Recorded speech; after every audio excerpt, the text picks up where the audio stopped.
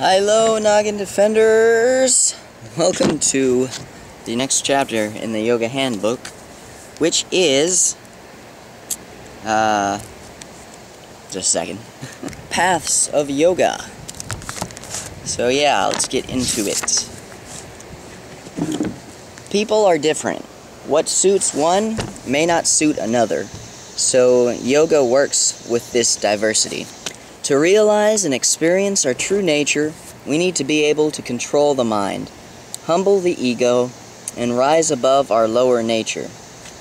In this chapter, we look at the different paths of yoga to gain an understanding of the various ways in which this control can be mastered. People have many different moods and temperaments and come from different cultural backgrounds.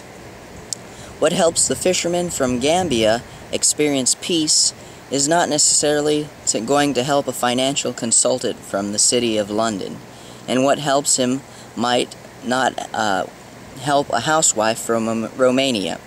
One of the reasons why yoga has stood the test of time is that it takes this diversity into consideration. So it's going to be different for everybody, and you kind of just have to, make it fit you.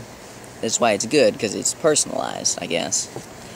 Dedication to the practices from any one or a combination of the 6 paths of yoga will bring peace, helping you to gain and maintain your health and happiness. Don't worry if you don't like some of the practices or if you don't agree with some of the philosophy. Try the practices, apply the philosophy, and if you still don't like it, that's fine. It's a bit like trying on a jacket in a shop. If it fits well and feels comfortable, take it home and use it. And if not, don't buy it. Alright. Karma Yoga, the path of action. Karma is the natural law of cause and effect. The concept that every action has a reaction and that you will eventually end up reaping what you have sown, whether good or bad. It is important to realize that this is not because the universe, God, nature, your higher self, call it what you will, wants to punish you. It's that these experiences, good or bad, are lessons helping us to learn from our mistakes. And fortunately for us, or fortunately if we look at this with the right understanding, we seem to learn more quickly from painful experiences. So it's not punishment, it's just, I guess it's kind of punishment in a way, but it's, helping you to learn a lesson, I guess you could say. Experiences, good and bad, can teach us valuable lessons. Understanding this is one of the key elements of yoga and helps ease negative feelings. Understanding the law of karma can help us to affect difficult or upsetting situations. The karma yogi, it welcomes the pain that life can and will bring and sees it as a blessing, an opportunity to grow. If someone upsets you, instead of trying to get even or making yourself depressed, instead of trying to get even or making yourself depressed by dwelling on how unfair life is, accept that you must have done something in the past to upset someone, and it is only now that you are having to pay for that action. That just makes perfect sense to me. It's just, why would you, don't worry about it. Why would you worry about something that you've done in the past? Just accept it and live for the future. That's how I see it anyway. Sometimes it seems that the innocent get hurt, but karma is not always instant. Maybe the innocent person today was a sinner last week or 10 years ago in a past life. Always a little controversial, yoga philosophy includes the concept of reincarnation. Until all the karma is worked out, a soul will continue to take birth after birth. Each lifetime will give the necessary experiences to work off the karmic debt. However, as well as working off the karmic debt, we create new karma, and so enters this endless cycle of birth. So, yeah, unless you're like a perfect saint, you're gonna keep on going around in this circle, apparently. death and rebirth unless we learn to control the mind and attain an enlightenment, so you can stop being reborn. The only way to wipe the slate clean of your negative karma and to avoid accumulating more is to engage yourself in selfless service. By engaging in selfless service, you are performing karma yoga. We got a quote here by Sri Swami Satyananda. He says, "The definition of yoga is perfection in action. Whatever you do, your thoughts, words, and deeds, let there be perfection. What is a perfect act? One that brings some benefit to somebody and no harm to anybody. The reward of service is the joy of having served. When you have that joy, the mind is always calm and serene." So just do something for somebody and try to be as altruistic as you can about it, I guess. Anyone can practice yoga anywhere at any time. This is the essence of karma yoga. Do whatever you can to the best of your ability, without expectation of reward, concern, or for criticism, or thought of the outcome. Karma yoga can be practiced by anyone at any time. It is a great path for those who are very active and find it hard to sit still. Meditation for people of an active nature may bring more pain than peace. It is worth pointing out that we are not just talking about physical action.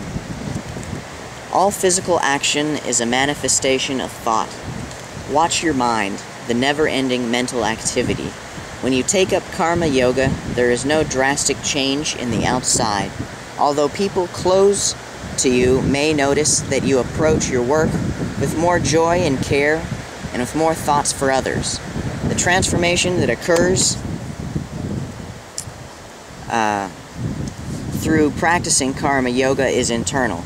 You will no longer experience the anxiety that comes with being attached to the outcome of your work. Embarrassment when things go wrong, fear, nervousness, worrying whether or not things will work out, pride when you get praise, disappointment when you don't get the praise you think you deserve. Through karma yoga, you can use physical activity to control mental activity. You can calm down all the unnecessary chatter and free your mind from troubling thoughts. That's what everyone needs. I mean, why would you not practice yoga? When practicing karma yoga, keep the mind focused on the job at hand, not allowing it to wander aimlessly. If you keep the mind focused, you cannot worry about the outcome or make yourself miserable wishing you were somewhere else. Have you ever had the experience of returning home in the car and not remembering the journey? Your mind has been so engaged in the past or the future that the present has passed by unnoticed. That always happens to me. Like, I never know where anything is because I'm always, like, thinking about something while I'm in a car ride. Car ride is kind of relaxing for me, I guess you could say, and it allows me to think of other things, so I never pay attention to my surroundings. That's probably why I'm so directionally retarded, but yeah, I can definitely relate to that. Your mind has been so engaged in the past or future that the present passes by unnoticed. The karma yogi doesn't get bored or think that he is too good for a particular job. All work, great or small, is of equal importance. No one is inferior or superior. Everyone is treated with respect and love. That's actually pretty relaxing to know that all work, great or small, is of equal importance. Like, I struggle with, I don't know, I have I have insomnia, and I think it's because, like, I don't feel like I did enough in the day. Like, I can have a full day pretty much, and, like, have a pretty productive day, that at the end, I never feel like I did something productive, I guess. Like, it never felt, like, I always feel like I could do something more productive, even if it was a pretty productive day. So, one of the things in yoga, in karma yoga, is just appreciating the small things. No matter how inconsequential, at least you did something, So anyway, no one is superior or inferior, everyone is treated with respect and love. The karma yogi does not take the credit or praise from a job well done. She knows that the identification with the fruits of her action will bring unhappiness later on. That's interesting. Karma yoga is a selfless service, perfection in action, doing things for others and not for yourself. Perfect act is one that does not hurt anyone and benefits at least one other. Through selfless service, you can purify the ego. Okay. This will enable you to serve even better and also to become more sensitive to other people, as you will be thinking of benefiting them and not yourself. The goal is to transcend the individual self, to become an instrument in the hands of the divine. With this realization, you become one with the divine. Life seems easy. It's like a blessing from God. Energy will flow through you, and you will be of much service. It doesn't matter what your dharma is. There is no inferior. The karma yogi does his best and leaves the rest. With no fear, anxiety, or expectations for the results of his actions, work becomes joyful. Imagine that. A job where you don't hate yourself or the job. Sounds pretty good. Belkash Ramilkar says there is no individual doer of any action. All action is a divine happening through a human object. All action is a divine happening through a human object. Okay. If you find your work is continually causing you grief in one way or another and disturbing your peace, it might be worth looking for something more fulfilling. What would make you want to get out of bed in the morning? What is your dharma, your duty to the world?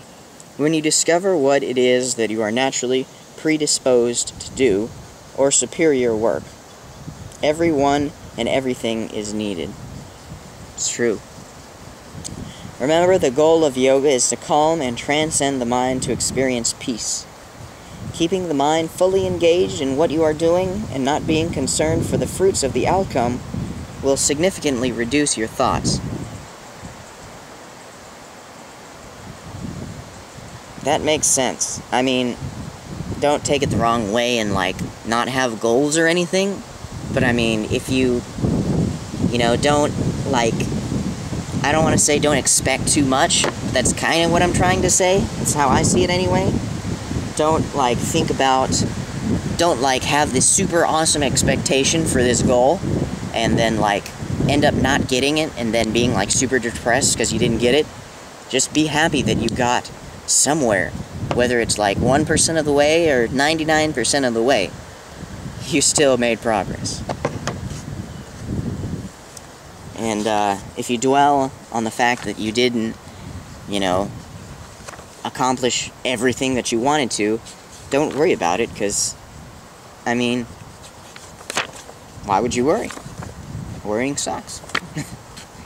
Alright, so that was karma yoga. That's, the most famous one.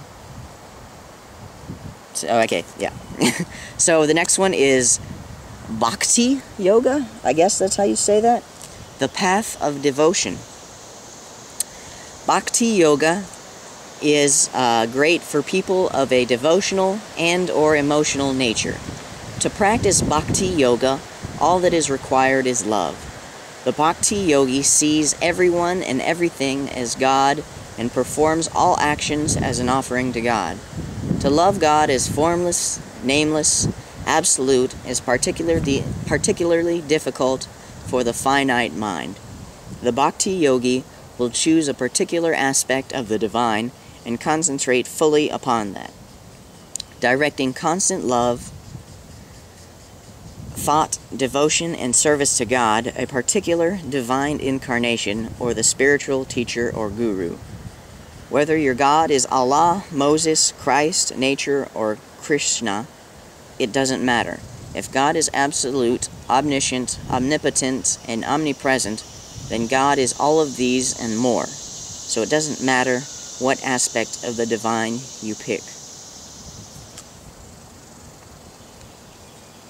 In daily life, the Bhakti yogi will constantly remind themselves of God. They will surround themselves with pictures or objects to help bring back the mind to God. They will read holy scriptures or writings from saints and sages. They will pray and chant mantras or repeat the name of God. The Bhakti will practice kirtan, or the singing and chanting of divine names. Bhakti yogis are also karma yogis. They offer all they can and do all they receive to God. Pleasure or pain comes from God, and the Bhakti offers it back to God. The Bhakti will develop a personal relationship with their chosen deity or aspect of God, talking to Him as if a friend, child, or servant. They feel that God is always watching over them and guiding them in all that they do. Eventually, prayer isn't necessary, as God is seen in everything and everyone, and the Bhakti experiences unconditional love for the whole of creation. So that's pretty cool. That's like what most people strive to do, is have a personal relationship with God. It's always kind of like, awkward to have like just, straight up prayer time, because I mean that's not the way you communicate with friends or your family or other people. You don't like, pray with them, pray to them. You kind of like, you just kind of speak to them directly in a personal way, and get to know them and feel comfortable around them. Like, I mean, you're supposed to fear God, but, at the same time, don't do it too much, I guess.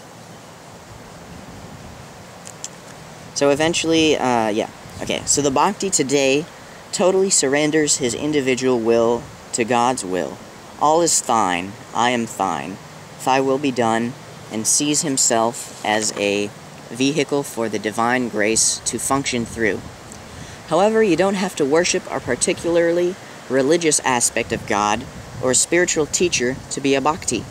To love your mother and father or your children unconditionally, to serve them selflessly, to see the divine in them, which can be really challenging sometimes, is to be a Bhakti yogi.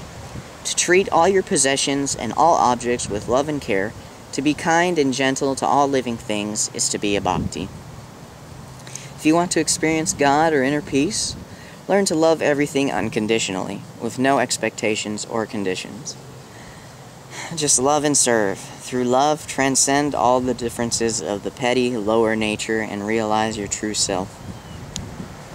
Whatever creed the Bhakti yogi follows, God will always be the forefront of their mind. Next is Jnana Yoga, the path of wisdom. Jnana Yoga. I guess that's how you say that.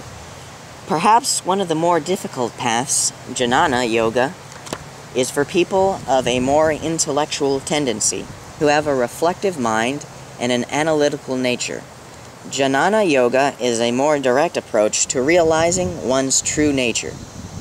Whatever action the Jnana yogi engages in, she always strives to maintain the awareness that she is not the doer of any action.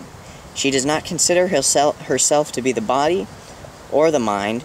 She has a body and mind and is a silent witness of what is going on while both. Striving to identify with the part of the mind that is watching the action rather than the part is engaged with the action, the Jnani will develop thought. I am not working, nature is working through me. The Jnani is not bound by work or any action. All experience is seen as something to learn from. As well as being a Jnana yogi, she would also practice karma yoga, but from a jnana rather than a bhakti viewpoint. Sounds complicated. Not sure I got all that. Let's keep going. The Jnani wouldn't say, I'm working hard and I'm tired. The Jnani would observe that there was a tiredness in the body because it has been engaged in hard work. The two attitudes actually make a huge difference to how you feel. As we have already seen, the thoughts affect the body. If you say, I'm tired or I'm in pain, that is what you create. Okay, yeah, that's definitely true.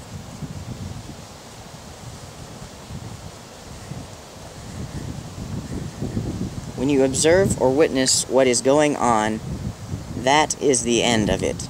You don't instigate a chain reaction of thoughts and emotions, which then affect your whole day. Observe, acknowledge, and move on. Maintaining a peaceful mind, the Janani detaches herself from the situation and is not identified with the action, thought, or emotion, for none of this is real. Her true self is something beyond this. See, I'm beginning to like certain aspects of all these different types of yoga. Might have to borrow from all of them and create my own. Woo! which is what you're supposed to do. That's what it said to do. You know, you try the different yogas and you find one that fits you. So anyway, our true nature is to be peaceful and blissful. It's not what we have to become. Enlightened we already are, but due to false identification with the thoughts, or to be more precise with the thought of I am, fill in the gap, we hide our true self. The Janani approach is to negate everything. It's to negate everything that we are not, which gets in the way of realizing our true nature. This is called the neti method. It means not this, not this. If you feel upset, ask yourself, who is upset? There are thoughts in the mind which are disturbing, but that is all they are. Thoughts that will soon disappear if you observe them and let them go. That is so good. Highlight. Negate everything we are not. The true self cannot be anything that is perceived through the senses or conceived by the mind. All these things are impermanent, and therefore not real. To be real, by definition, is to be permanent. Therefore, the systematic intellectual removal of all that is not real will eventually lead to what is real. The veil of illusion, or the veil of Maya, will be removed and the true self revealed. One of my teachers once said, "It is not that we are human trying to be divine, but rather we are divine trying to learn how to be human. So we can live in a way that reflects our true self." To dwell on one negative thought will start a chain reaction that leads to stress, worry, or depression. Learn to observe thoughts. Watch them come and go like the passing of clouds.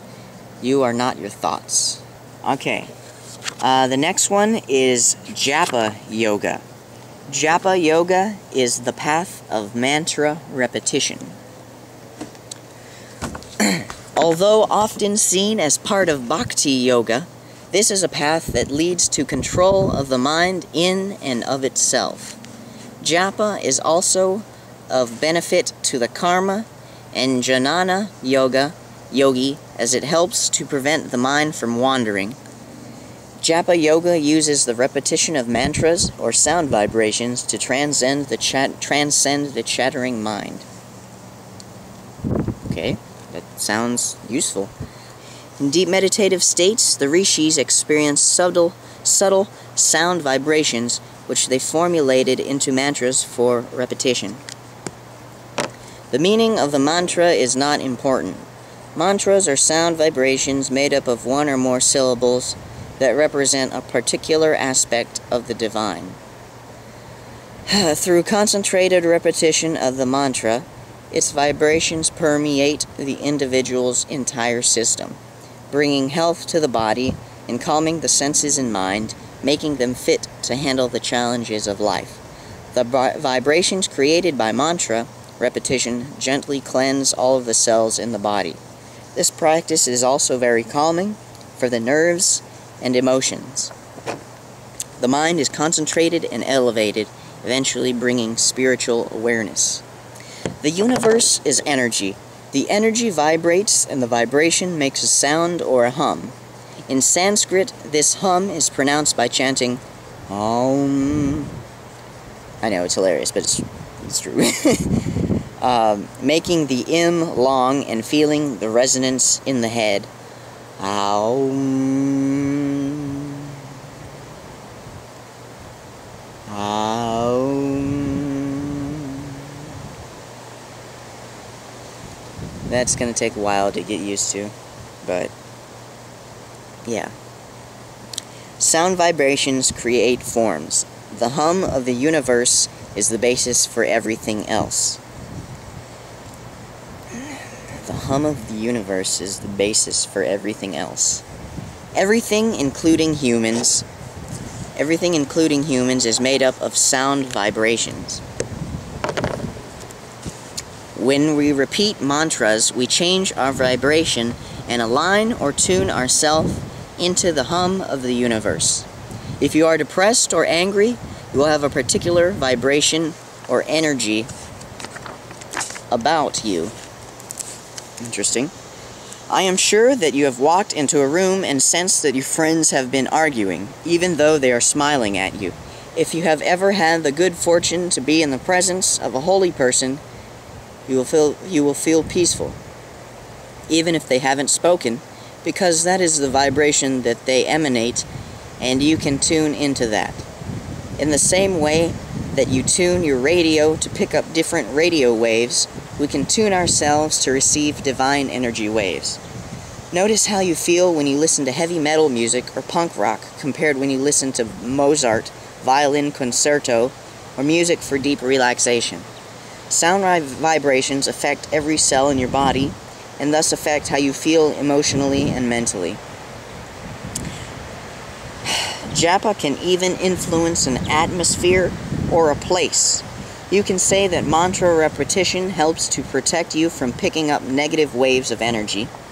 Keep repeating your mantra and you will attract positive energy.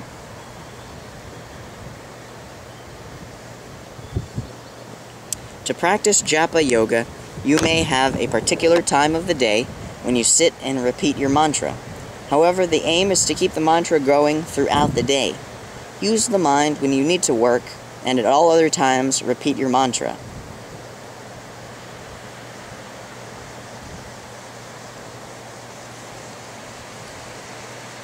At first, it is unlikely that you will have the mental control to do this. That's what I was thinking. You might remember every so often that the mind will be off. However, stick with it. As you repeat your mantra, many thoughts will pop up.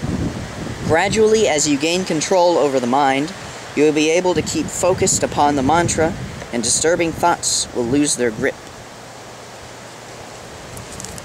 The symbol for Om, the primordial sound or hum of the universe, when the yogi transcends the lower nature of the mind, passing through the veil of illusion.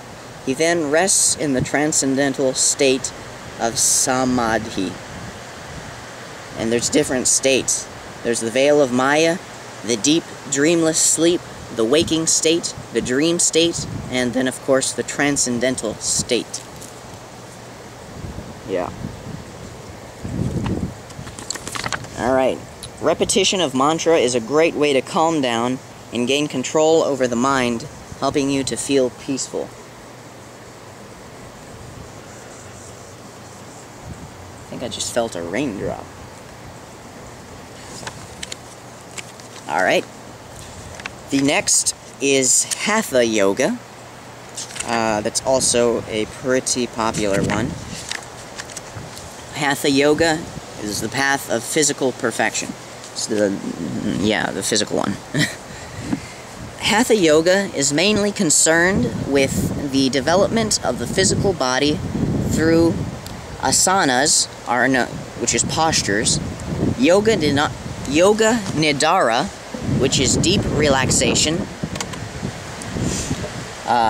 pranayama, breath control, and diet. You could say that Hatha Yoga is meditation of the physical body. The asanas, pranayama, etc. must be performed with consciousness, otherwise it is not yoga. The body, breath, and mind must be working in harmony with each other. The sign of advanced Hatha Yogi is the one who can keep the mind fully focused on the breath and body at all times. Regardless of the asana being held, the beginner is the one whose mind is wandering all over the place without awareness of what the breath and body are doing. Even if you stand on your head for an hour, if the mind and breath are not harmonized, you are still a beginner. There is no difference between the body and mind. The body is a gross manifestation of the mind, and the mind a subtle manifestation of the body. Okay. Sounds kind of important. They are inextricably linked, and the breath is the connection between them. Physical upset or illness will affect the mind, and disturbing thoughts will affect the body. Through Hatha Yoga, harmony or balance can be brought to the whole being. The Yoga Sutras, Patanjali says, Sithra Sukham Asanam.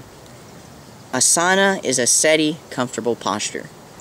Any posture that brings steadiness and comfort is an asana. When the body is steady and comfortable, we can sit still and calm the mind.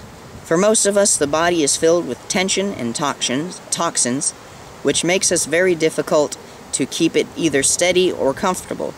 As soon as you try to keep a steady pose, the body and mind will complain. Ha, H-A equals sun, and relates to the positive energy, masculine, heat, rational, logical, assertive aspects of our nature, while Tha, T-H-A, equals moon, and relates to the negative energy, feminine, creative, intuitive, relaxed aspects. When we practice Hatha Yoga correctly, there will be a balance and a joining of these two subtle sides of our being, so we need to get the balance right. Not so much strain that it causes suffering, but not so lazy that there is no work being done at all. Of course, a balance. When practiced correctly, Hatha Yoga brings balance and health to all the systems of the body. General physical exercise works the muscular, skeletal, and cardiovascular systems. However, if your endocrine or nervous system is weak or out of balance, your exercise could put extra stress on them, which in turn will affect your overall physical, mental, and emotional health. The systems of the body are not designed to sit still all day and then burst into vigorous activity. This puts too much stress on the body.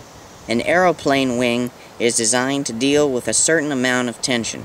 It enables the plane to take off and fly properly. However, if the tension becomes too great, it turns into stress and the wing of the plane can break up. In the same way, a little tension keeps us motivated and tones the muscles, but too much stresses the body, which will also break us down.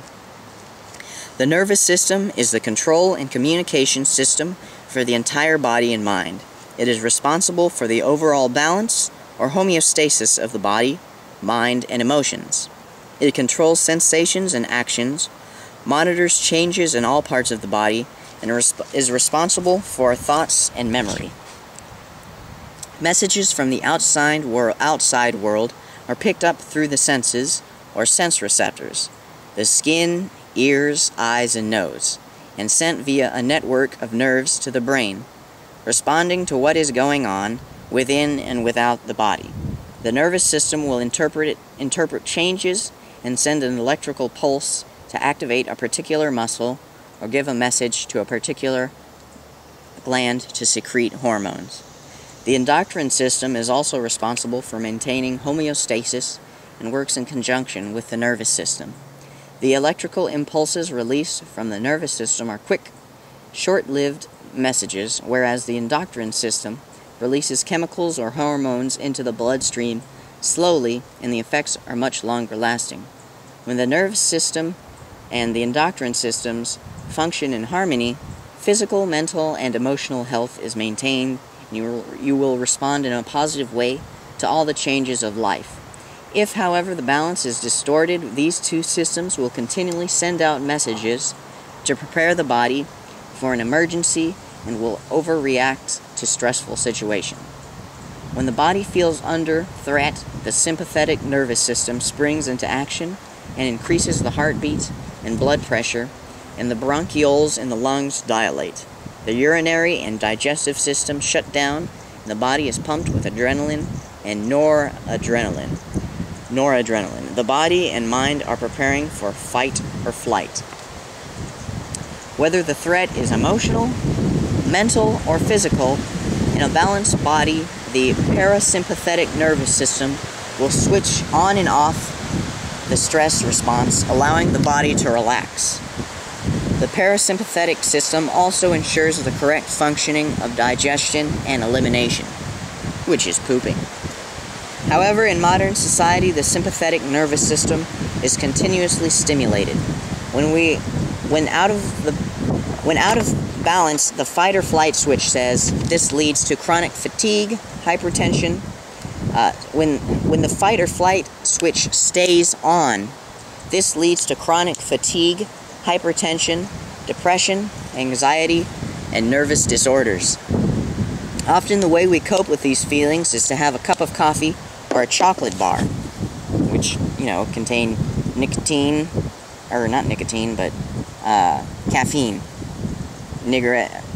Cigarettes contain nicotine, and those are addicting drugs. The chemicals lift is only temporary, and stimulants of this kind ultimately put more stress on the functioning of the body and add to the symptoms of stress and exhaustion. When the endocrine system is unbalanced and the metabolism is affected in a negative way, which can lead to obesity, menstrual disorders, and in some cases serious disease. Man, stress is a bitch. Through Hatha Yoga postures, the nervous, endocrine system, and digestive systems are cleansed and strengthened. This, in turn, works the cardiovascular system, and you will find that the muscles are toned and the bones and joints are strengthened. Hatha Yoga calms the body. Homeostasis is returned, and all the systems are energized and revitalized. The spine is literally the backbone of our health. The spinal cord is our lifeline, and when we are in balance, energy flows up and down it, bringing vitality. It's also one of the main chakras, the spine. The Hatha Yoga postures bend and twist the spine, literally cutting through the physical manifestations of stress. Energy in the spine is released, and we feel revitalized. Today we have cures for many diseases that would have been fatal not so long ago. But we are still left with degenerative disease, all of which can be traced back to stress of the body, mind, and emotions. The practice of Hatha Yoga brings us back to a place of ease, balance, harmony, and peace. Let me go back and read the picture things. Constantly juggling too many commitments can lead to stress. I'm on a journey to become, what I think is awesome. I just want to have, skills in, many different areas. But at the same time, that's kind of hard to do. You have to kind of commit to, one or two major things. And, in this ADD world, it's kind of hard. But, don't have too many commitments, because that will lead to exertion, overexertion, and stress. Blood pressure can soar when under stress or threat. And we often turn to things that are bad for us when under stress, like cigarettes and caffeine, ethanol. So the last path of yoga that I have for you today is Raja Yoga, and that is the royal path. Raja Yoga is the Yoga Sutras, was the first handbook on Raja Yoga. The sutras give us a systematic guide on how to control the mind, the obstacles that may prevent us gaining this control, how to overcome them, and the results one can experience through following the steps of Raja Yoga. Raja Yoga is concerned with control of the mind through the development of all aspects of the individual, beginning with moral and ethical perfection, leading to the practice of concentration and meditation, and culminating in the final goal of yoga, union with the divine. The path deals with the mind directly and is known as the royal or kingly yoga, as Raja means king. This practice is also known as Ashtanga Yoga, not to be confused with the style of yoga called Ashtanga. Ashtanga means eightfold. There are 8 steps or limbs to systematically work through before attaining Samadhi. This is a great path for anyone who is interested in the mind and learning how it works. What you discover with Raja Yoga is that it encompasses all the other paths of yoga. Another reason why it is known as the kingly path. The 8 steps of Raja Yoga are as follows. Yamas, restraints, harmlessness, truthfulness, non-stealing, non-greed, and continence or moderation.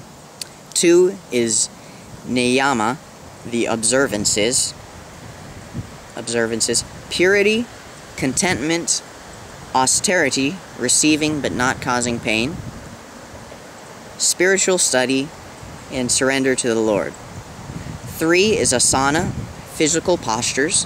4 is pranayama, breath control. 5 is pratyahara, sense withdrawal or controlling the senses. 6 is dharana, concentration. 7 is dhyana, meditation. And 8 is samadhi, contemplation, absorption, or super-conscious state. The practice of Raja Yoga can enhance all physical and mental abilities. To make sure that the superhuman puts his abilities to good use, Raja Yoga begins with moral and ethical development. Yamas and niyama are concerned with the way we treat ourselves and the world around us. We are the yogic do's and don'ts that enhance the quality of life for everyone. You will find similar codes of conduct in the 10 Commandments of the Christian and Jewish faiths, as well as in the 10 virtues of Buddhism. All religions and spiritual paths have a moral code that forms the basis of human behavior upon which a loving society can be built, if only we would all put these codes into practice. It is worth pointing out that the yamas and niyamas are a means to achieving the goal of yoga, and not the goal in themselves. However, the practice and understanding of the first 2 steps makes the other 6 much easier. The 8 limbs of Raja Yoga are practiced simultaneously.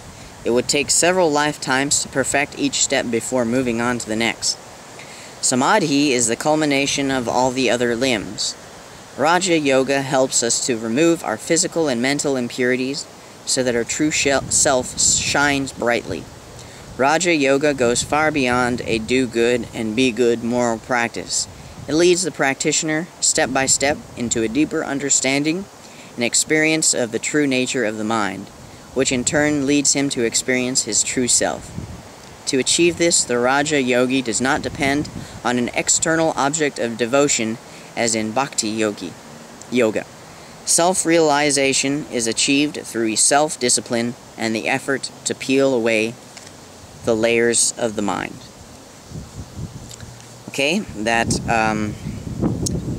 concludes the different paths of yoga. I will see you next time with Chapter 4, Hatha Yoga. The physical postures, going into detail with that. And, yeah, take the information that I gave you today, and, if there's a certain one you like, a certain path that you like the most, go with that one. Personally, I like several aspects from all of them, and so I'm probably going to use a little bit of all of them. You know, the karma yoga, I can definitely understand where karma comes from, and you know, it's important to appreciate small and great work, because all appreciation is beautiful. I mean, that's, yeah.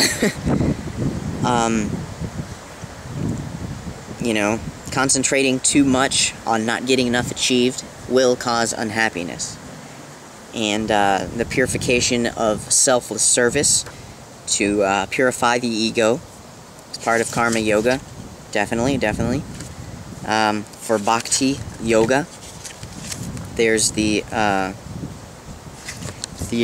personal relationship with God, and yeah, just personal relationship, not one where you feel like it's a responsibility, but like where you can talk to God, and it's like talking to a friend, and can directly help you out. There's Jnana Yoga, and the Path of Wisdom. Your thoughts affect your body. Basically being positive, I guess. And the Jnani detaches herself from the situation that is not identified with the action, thought, or emotion, for none of this is real. Her true self is something beyond this. Don't let things bother you. Just get over it. There's more to life.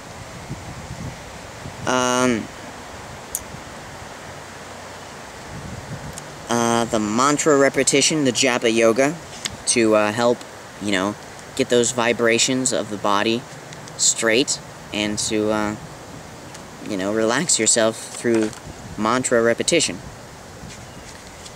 And then Hatha Yoga, the physical yoga,